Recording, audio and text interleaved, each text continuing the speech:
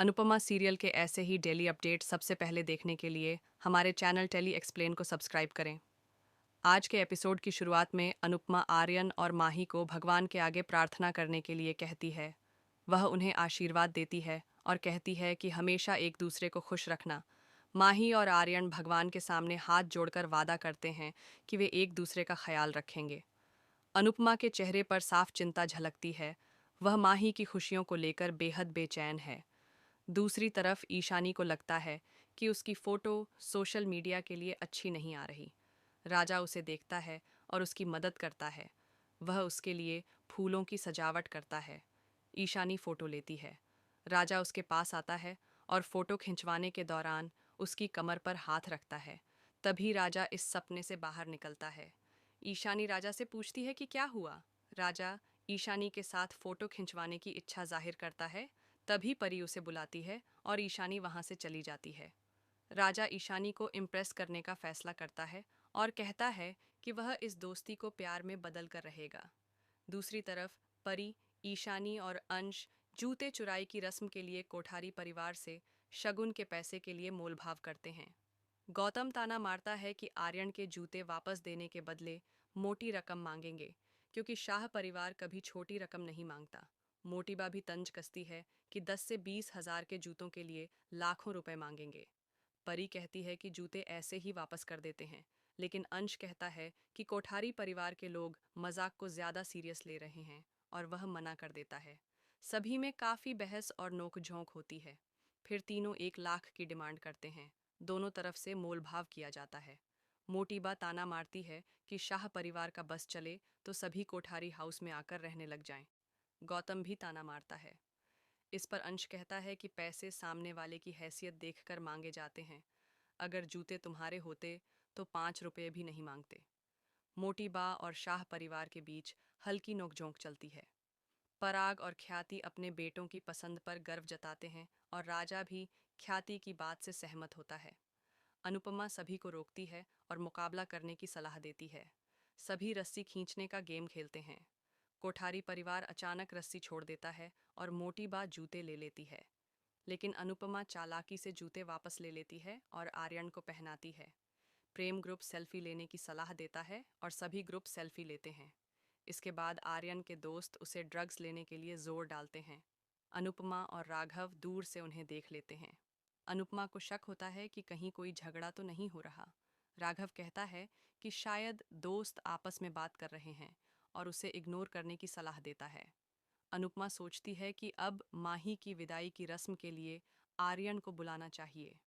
आर्यन के दोस्त उसकी जेब में ड्रग्स छुपा देते हैं और उस पर दबाव डालते हैं। अनुपमा और राघव आकर आर्यन से पूछते हैं कि क्या सब ठीक है। आर्यन बहाना बनाता है और कहता है कि सब ठीक है। विदाई के दौरान माही और अनुपमा इमोशनल हो जाते हैं। अनुपमा माही को समझाती है कि कोठारी परिवार को हमेशा खुश रखना। माही भावुक हो जाती है और रोने लगती है। अनुपमा उसे हिम्मत देती है। ख्याति आश्वस्त करती है कि माही बेटी बनकर रहेगी। माही शाह परिवार के सभी लोगों से मिलती है और भावुक होकर गले लगती है। वह परी के साथ किए गए गलत व्यवहार को याद करती है और दोनों एक दूसरे से माफी मांगती हैं। राही और माही कहती हैं कि वे मिलजुल कर रहेंगी और एक दूसरे का सम्मान करेंगी। अनुपमा तय करती है कि विदाई से पहले कुछ और रस्में होंगी। तभी आर्यन कहता है कि उसे वॉशरूम जाना है और अंदर चला जाता है। अनुपमा भी कुछ सामान लेने के लिए अंदर जाती है। आर्यन बेचैन हो जाता है। उसके अंदर ड्रग्स लेने की तलब उठती है। दूसरी तरफ बाबूजी मोटी बा से कहते हैं कि माही को अपनी बेटी की तरह स्वीकार करें, लेकिन मोटी बा कहती है कि माही को बहू की तरह व्यवहार करना चाहिए। ख्याति माहौल संभालती है और भरोसा दिलाती है कि माही और राही को बेटी का प्यार मिलेगा। पराग भी कहता है कि चिंता मत कीजिए। उधर आर्यन अपने आप से लड़ रहा होता है।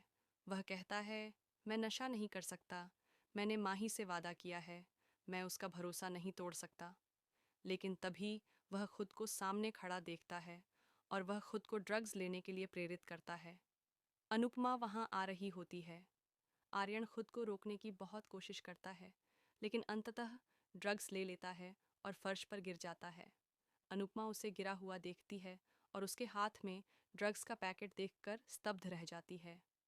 वह घबरा जाती है। राघव आकर उसे संभालता है।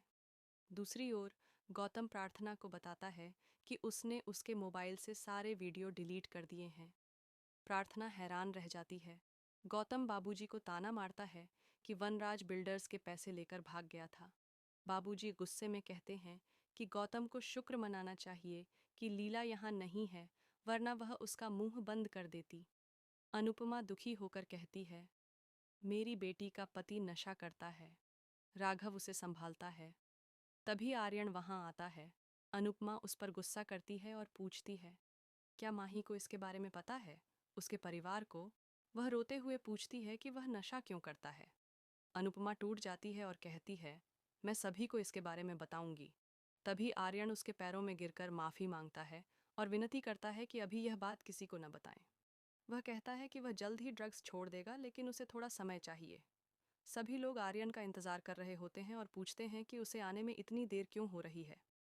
मोटीबा कहती है कि उसने आज बहुत खाना